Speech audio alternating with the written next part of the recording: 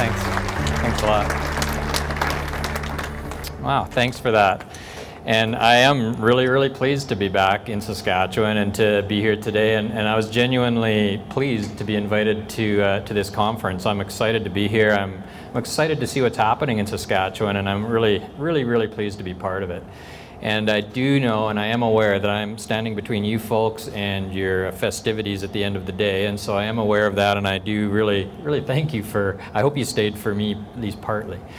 So I'm going to unpack a whole bunch of things here, but really I'm going to cover two main topics.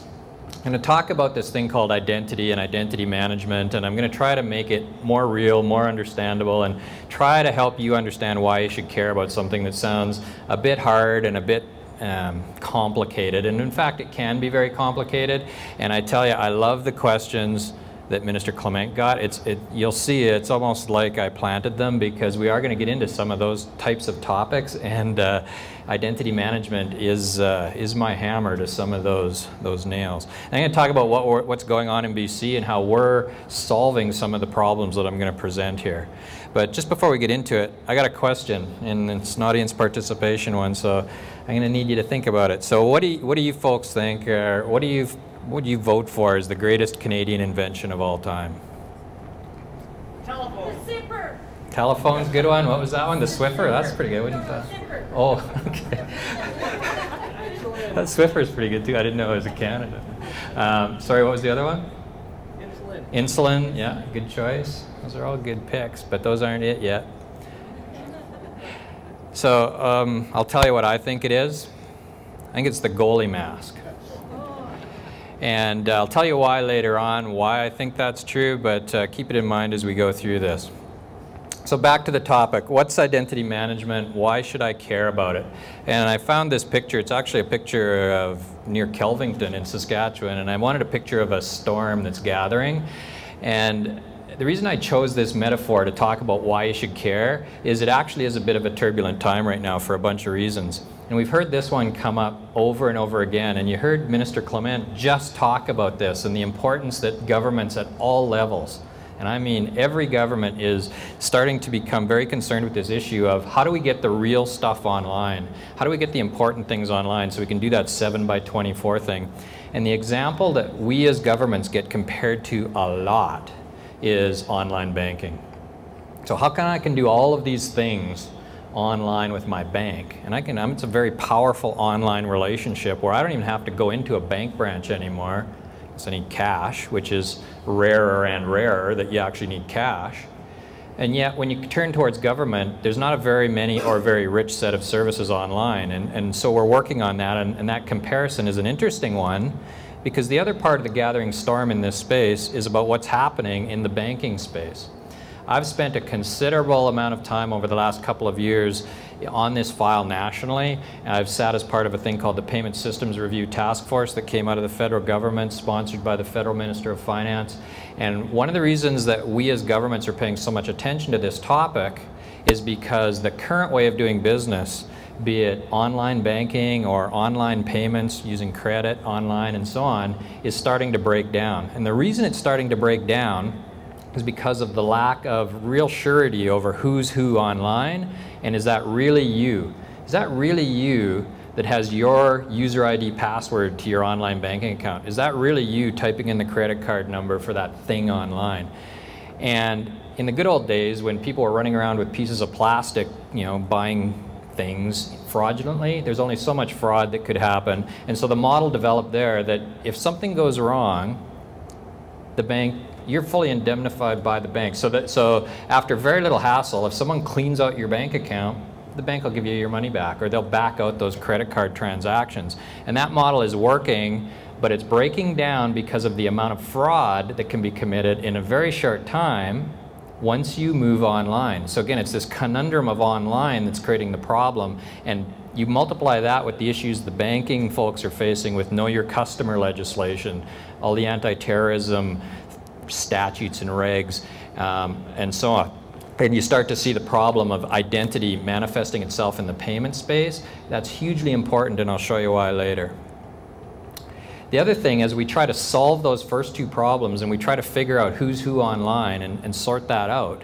the thing that's bringing us back the other way is this ID theft and all of the things that are going on with online fraud. And so, you know, people are getting more and more nervous in many cases, and we heard a question earlier about, you know, is it actually safe online, and how's this all going to work? And that's pulling us in the opposite direction.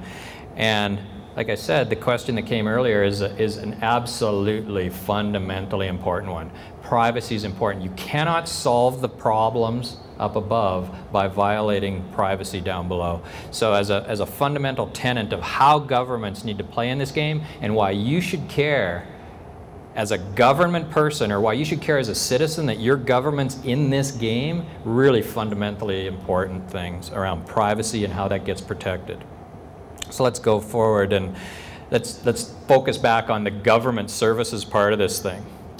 So there's this report from the Stratford Institute, very interesting report. It was just published less than 2 weeks ago, so it's hot off the presses. You can go Google it, read it. Very interesting report that studies how we're doing as becoming a digital nation. It's all the kinds of things we've been talking about here today. How do we get services online? How does the digital economy function, and where do we place vis-a-vis each other inside of Canada? So it compares us as provinces to each other and rates us and gives us a scorecard.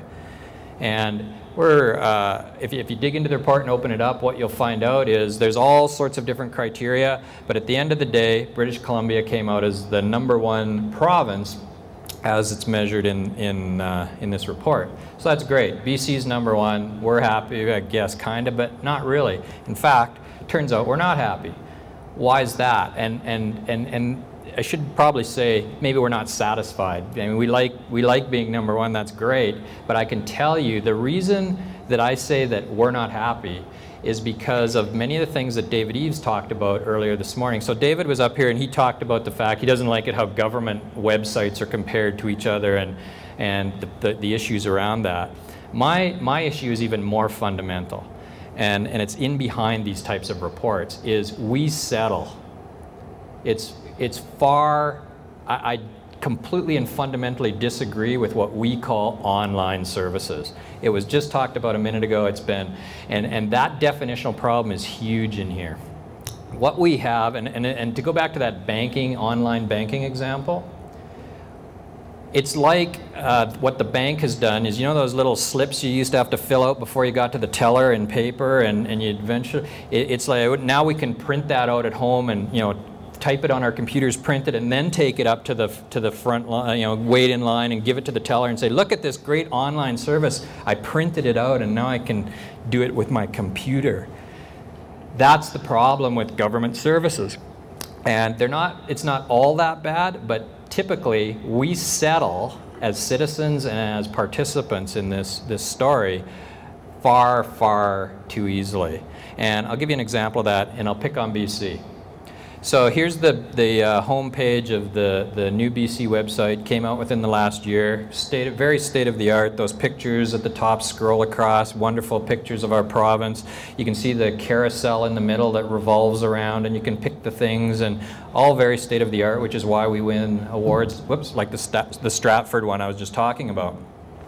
But let's poke away at the services question underneath of here.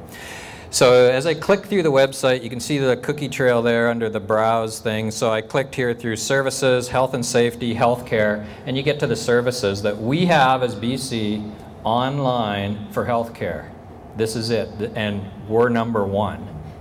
And what it is a bunch of stuff like I just told you about. It's a bunch of forms, it's a bunch of, hey, we found pretty efficient ways for you to pay your fees to us, those kinds of things. But is this really what citizens think of? So when citizens think about dealing with their governments online and they think about healthcare or education or the really important things government does, this is not good enough. And to contrast that, let's take a look at what happens, and I just picked one of the sites in the US. It's a healthcare provider, Kaiser Permanente, a healthcare organization in the US. And what can you do when you get on their website? So let's look at some of the things. I can schedule appointments. I can email back and forth with my doctor. I can act for a family member. So for someone who can't act because they're elderly or infirm, I can act on their behalf. I can get all my historical information about my engagement with this health organization. I can actually fill my prescriptions. I can get my pharmaceutical history. I can look at all those kinds of things. And really, really fundamentally importantly, I can get at my medical record. It's not the doctor's medical record. It's not the government's medical record. It's my medical record. And I can actually get at it here. Well, why does this work? This is what online health services should look like. And why does this work? Because the other thing they have is they know who you are. You can actually, before any of this works, you got to go get your ID card, your Kaiser Permanente ID card. And the great news is once you got one, you can do all these kinds of things. The bad news is it's not useful for anything outside of this walled garden called Kaiser Permanente. So it's better, but it's still limited from a citizen perspective of it's a one-use identity on the internet. So what's the real problem, and how do we get those really, really important things online? So I'm going to unpack it a bit further. Okay, so if you think about how it works in the paper world, we've had 50, 60, I don't know how many years of experience. We know how to do business in person. So let's take the internet out of the picture for a second and just puzzle a bit on how does it work in the paper world or the person-to-person world. And if you actually know the person, it's really easy. Handshakes will suffice, and you can do some pretty important transactions if you actually know each other personally. Most often that's not the case. So what we do, if we really need to know who you are, if it's important enough that I can't just take your word for it, how do we prove who we are? And this could be for important things like conveying a land transaction worth millions of dollars, or it could be renting a movie. If it's important enough that I need to actually know who you are, the way we do that is we use these things. And what these things are government issued.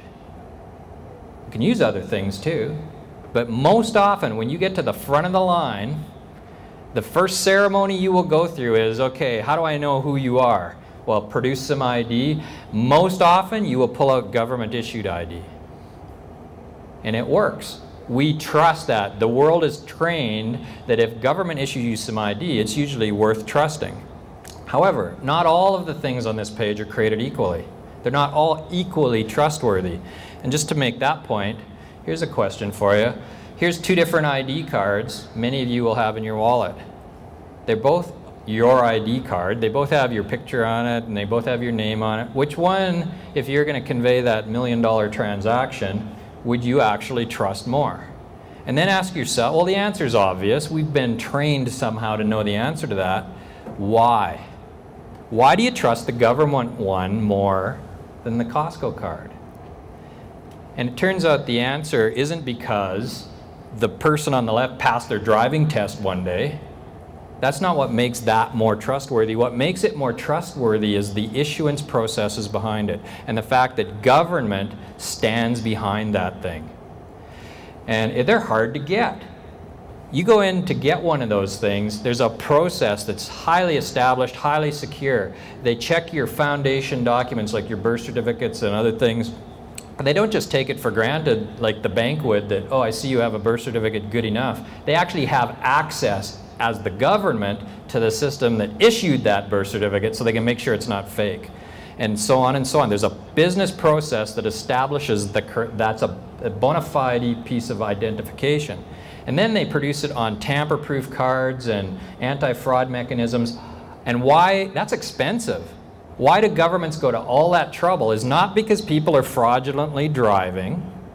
They go to all that trouble because it's identity information, and identity information is extraordinarily valuable. It is the grease of our economy. And the fact that you can produce this to prove who you are allows commerce to take place.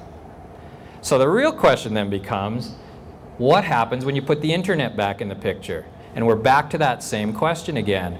Once we're not face-to-face, and once we don't have that driver's license, there is no digital equivalent where government can vouch for you by proxy that you are who you say you are, so we can trust this transaction. Okay? That problem is not unique to government and getting government services. This problem is all over the internet.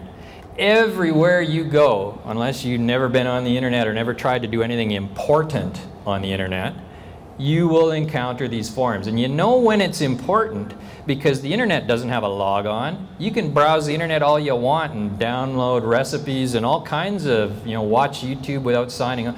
As soon as you want to do something important, you have to somehow log in. And everywhere you go, it's different. You have to fill out one of these forms. And the interesting thing is, you can be whoever you want, right? Think about it, right? Sometimes you want to tell the truth, sometimes you don't. I'm on eBay all the time. I buy and sell stuff on eBay. It works great. I'll tell you, my ID on YouTube is I'm the Yabba Dabba Dude, if you want to ever find me. No one cares. All people care about is do I have a valid PayPal account and do I pay for the stuff I buy? It's not actually important that I be identifiable. But there's lots of other things on the internet where it's really important. Like booking airline tickets or making sure things get delivered to the actual address where you actually live. These kinds of things. When we're back to online banking again. And when you want to have that, you want to be about your money, it's actually important you are who you say you are.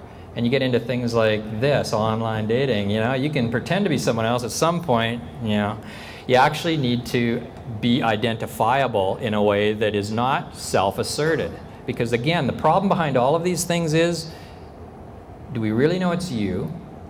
And by the way, even if it was you when you first signed up, did someone steal your user ID password and are they impersonating you? And how would we know? How would you know? Big, big question, which is at the root of why those services aren't online. So again, you want to know why you can't get that lab test result in health that's really hugely sensitive, or your medical records? It's because the consequences of a mistake for governments are so huge. Government can but the banks can just give you your money back. You violate the privacy of a citizen, especially in a space like health, you cannot unring that bell. You better be sure before you do it, because there's no backing out that transaction. And that risk element really holds back a lot of what I would call the really important government services. And again, just to focus on the identity piece and why that's important is there are some notable exceptions to important government services that are not online. And the best one is this time of year, it's paying your taxes.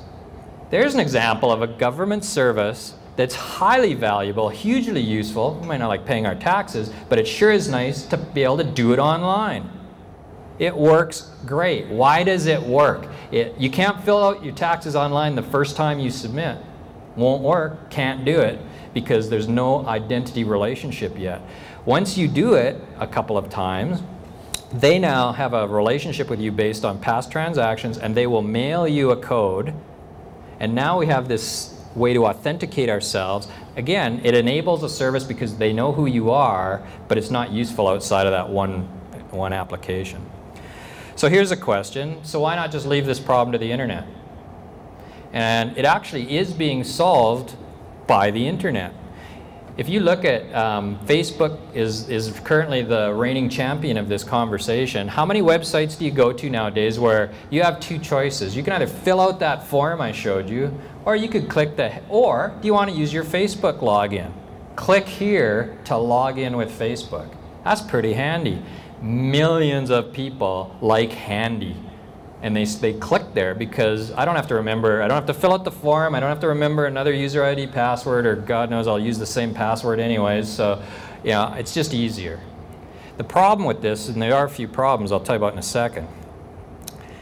What's interesting is where the internet is going, and you look at sites like Pinterest, which if you have kids, you should know about this one.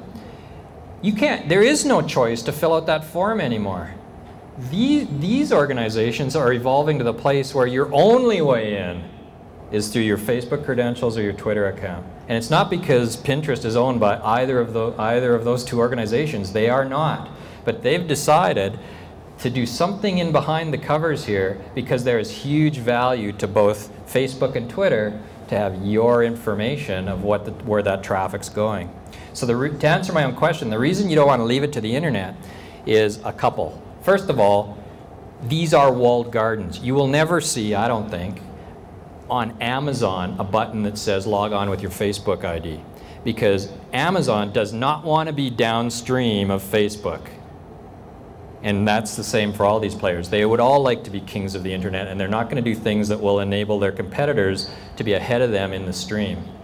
The other big problem, and it's the killer for me, is the privacy one. If you're okay with Facebook knowing everywhere you go on the internet and everything you do and you don't care, that's fine, and it works and it's handy and it's easy. But actually the third problem, which is just an extension of the second one, is I'm here to tell you your government services will never be downstream of Facebook. There will, at least in BC, you're never going to see the day, hey, you want to look at your health records? Log on with your Facebook ID. We're not going there. So for us in government, at least, that's the best reason of all not to leave it to the internet. Now, this takes us back to some of the work I've been doing with the financial sector, and there are two types of institutions in Canada that people trust with this conversation about identity. And those two types of institutions are their governments and their financial institutions. And that's an interesting thing to know and to think through. And the reason they trust their governments, and there's lots of questions and concerns, but fundamentally that trust exists because of what I said earlier. We already do it. People already give a lot of information to government, and we produce things like passports, health cards, driver's licenses. We're already in the game. And we have lots of laws that protect that game. And on the financial side, people trust their banks, and they trust their credit cards, and they trust that payment system that I talked earlier. Again, concerns are creeping in, but there's a trust there. Where this gets really interesting is between the two types of organizations, the banks are being pressed down upon more and more in this know your customer space, and because of all the fraud, that the day is coming where that indemnification model is going to end. I don't know if it's this year or 10 years from now, but I can ascertain you from the work I've been doing that the day is going to come where the banks will say to you, okay, if you still want to do it the same old way we've done it with user ID password, and there's a mistake, someone gets your user ID password and cleans out your bank account, or there's fraudulent credit transactions, now it's your problem. You're on the hook for it, not the bank. However, if you would like to log on with actual identity credentials, where we can be reassured you are who you say you are, then we'll maintain the old indemnification model. In other words, they will, and this is happening already. If I used TD as an example earlier, if you're a TD customer, you can already get that other service. The banks are going this way. And what the banks are they're turning towards governments and saying, so let me get this straight, you government guys, and I'm going to tell you about BC in a minute. You government guys are going to stand up online identity services that work kind of like the way the paper world works today, where you'll be able to produce a digital driver's license that the government will stand behind the same way it does behind paper. That has huge value to me as a bank, because right now I actually can't open an account even without you going into a branch. And the reason you have to go into a branch is because you have to eventually get to the front of the line and say, oh, I'm here to open an account. Yeah, got any ID? And those requirements around ID are getting stricter and stricter and stricter. So let's keep going. This digital ID is really what we need to focus on. And I've said it needs to be issued by your government, because that's why we trust it. It needs to be high quality. It needs to work both online and offline. It needs to be not usable just within government. So I just gave you the banking example. Why, you should be able to use it to log on to many things on the internet that require that level of identity. And this is really about the only place I get into technology much in the presentation, but it needs to follow standards. One lesson we learned in BC, and we've been at this a long time, is be careful in this space. And we've figured out the importance of following standards and not trying to invent things or build things that are special to solve the government problem for the government folks. And so the main standards here are NFC. And what NFC is, it's the tap technology. The ability to tap and go instead of sliding a card in and doing chip and pin. And EMV is Eurocard, MasterCard, Visa. If you want to know more about that, we can talk about that, but that's essentially the app on the card. And I'll tell you in a sec why that's so important. And the other point I wanted to make on this slide is the importance of mobility. Cards are interesting, they're important, they're necessary for now. This whole space is migrating online, and to the phone being your one. If anybody's paying attention to what Google's doing with Google Wallet or any of those kinds of things, the migration of the identity secure element into the phone will happen. Okay. In BC, what's happening there, and what, now having a full and complete understanding of the problem and what is happening in BC. We have an interesting group inside of British Columbia that was formed by the Deputy to the Premier, and it's called the Deputy Ministers Committee on Transformation and Technology. And it's all the key deputies. It's about 20 of the deputies, and it's all the key ones, finance, health, you know, chaired by the Deputy to the Premier. And they produced a plan for all of government called our Technology and Transformation Plan, Citizens at the Center 2.0. So we're a version back from you fine folks. But what it really has set the stage for is what we're going to do as a public service and how that will affect this problem. Problem number one that I identified earlier, which is how are we going to get those hard services online? Okay, so there's two really big sea changes that are underway in BC. We will empower, and the first one's all about open data. So if you've been here all day, you've heard 17 times how the only province that's doing open data is British Columbia. You know why? We wrote a plan that said we're going to do open data, and it wasn't a plan that came up from the tech guys, from the office of the CIO. It was done by the Deputy Ministers Committee on Transformation and Technology and ratified by our political leadership, and it said we're going to do open data. So that's why we're doing it. Number two is all about getting those services online, and principle number three is about the culture change in the BC public service to get over it and change the culture so that we can do those first two things. And in BC right now, it's serious. Like, it's not lip service, and it's evidenced by the actual progress. So our plan will get you this digital ID, and how we're getting there and what we're doing and how we're starting is we picked the hardest program first. And the reason we picked health is because it is the program that touches every citizen in British Columbia. And it's important to get to every citizen because to make this work, you have to have a program that encompasses all your folks. And how we're doing it is we're actually obsoleting our care card, the equivalent of your, I'm not sure what you call the health card in Saskatchewan here. We will no longer actually have a separate standalone care card in British Columbia. What will be produced instead is there's two new types of cards. One will be based on your driver's license, and both of these are smart cards because we need to be able to do that online thing as well. And we will give you a choice. When you come to that, you're already trained to come to our counters once every 5 years when your driver's license expires. When you come next, you'll be asked a few more questions, and you'll be re-enrolled into our medical services plan, and you'll be asked, do you want a new combo card? Because for us, it doesn't matter anymore. We can combine our health services eligibility card with our driver's license, and for the citizens that choose one card, carry one card. And when you present yourself for health care, produce your driver's license. It will work for us.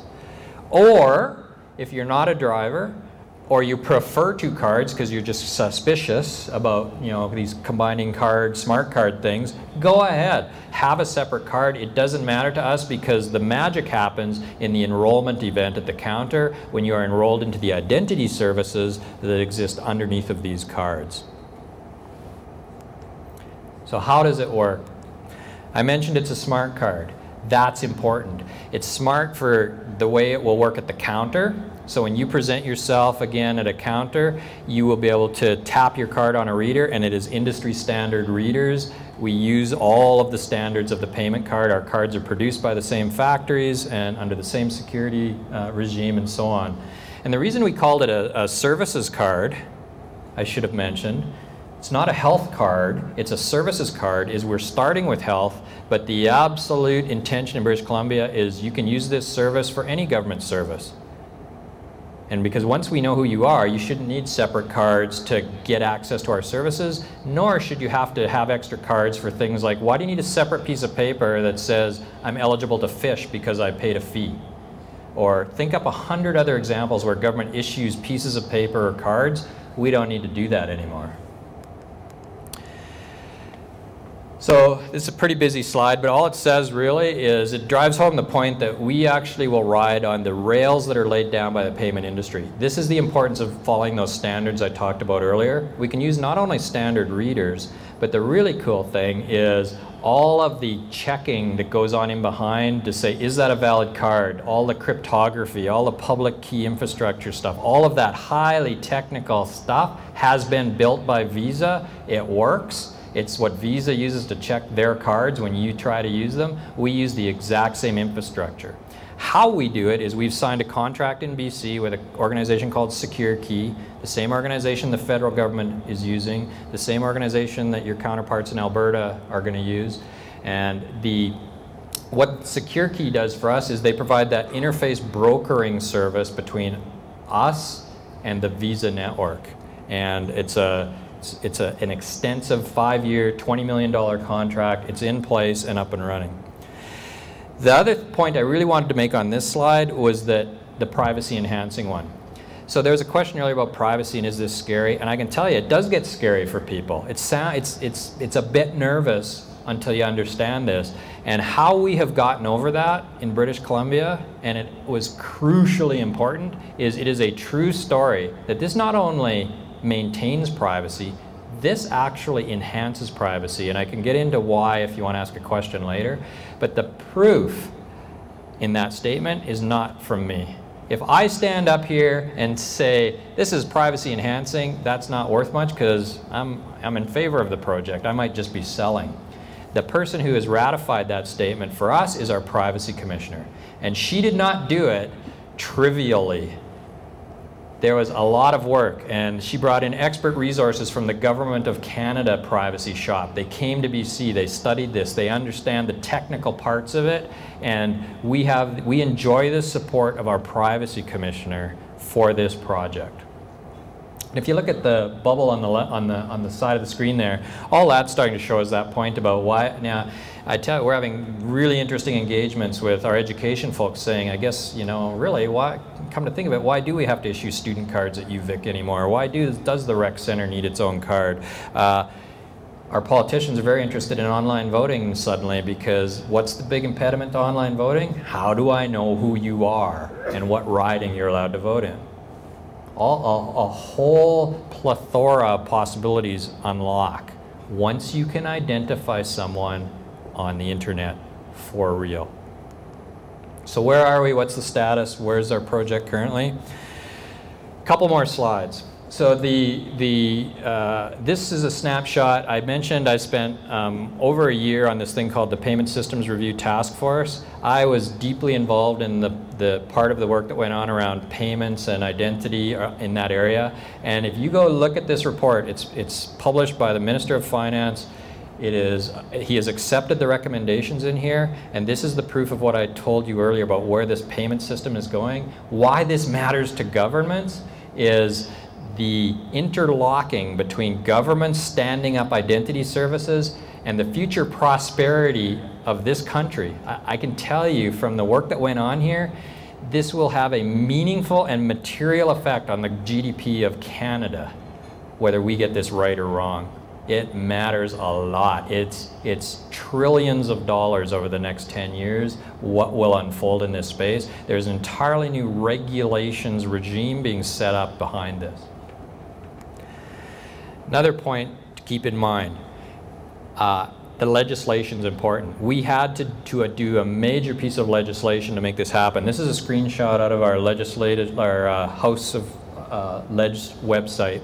And what it shows you is last fall, highlighted there, is we passed a thing called Bill 3, which was sweeping amendments to our privacy legislation. So your privacy commissioner was up here earlier talking about privacy laws. It is the equivalent of what he was talking about that we changed. And for the purposes of this conversation, the biggest change was creating section 69.2, which is the authority to create something called the Provincial Identity Information Services Provider. It's a part of government, and it is highly statutorily defined. What it can and can't do, the oversight of it, what it's allowed to gather and not gather, share and not share, and how and under what rule book. That path has been beaten for you folks. And finally, you know, the announceability. This has been announced in BC. Starting in November, we begin the rollout. I will say there's a lot of work to do between now and November, and so until Card 1 gets issued, we're not there. There's a ton going on right now, but our political folks are out there talking this up. It is highly supported politically. It's part of what has been talked about over and over here about the leadership that we've seen has come right from the top on this, and it is working. And my last slide, I'm going to answer this question. So why did I think this, and why did I pick the goalie mask, and some of the things I think about around that are the initial skepticism and all the naysayers. And interesting history I looked up on this is when Jacques Plante invented the goalie mask, Toe Blake wouldn't allow him to wear it. Wouldn't let him wear it in games. He could wear it in practice, but not permitted in games. And that lasted until Jacques Plante got injured in a game, took a shot to the face, and said he was not going to go back on the ice unless he could wear his mask. And in those days, they only dressed one goalie. And so he got to wear his mask. And then he went on a 15-game winning streak, which only ended on the one game he took his mask off for. And from there on, goalies wear masks. It's a classic example of until we had it, we didn't even know we needed it. Maybe the goalies did, but the fans didn't. Apparently the coaches sure didn't. It gives security to the people who have it and use it, and don't underestimate the importance of people feeling better because they have something. And this is the importance of governments and governments participating and governments being in the game. Your government matters, and despite all the skepticism people sometimes have about their governments and the performance and all of the naysaying sometimes, people need their governments in this space. It makes the game faster and better. I mean, you can do things you could not do before because we have an enabling thing. And by the way, who could even imagine, you know, now that it's been around and it works and everybody knows about it, who can imagine playing the game without it? And of course, you figured out my metaphor. And I'll leave it to you to decide if it's a valid one, but that's why I think the goalie mask is the greatest invention ever. With that, I will finish. And I will, I think, have time for a few questions if you folks want. Thank you.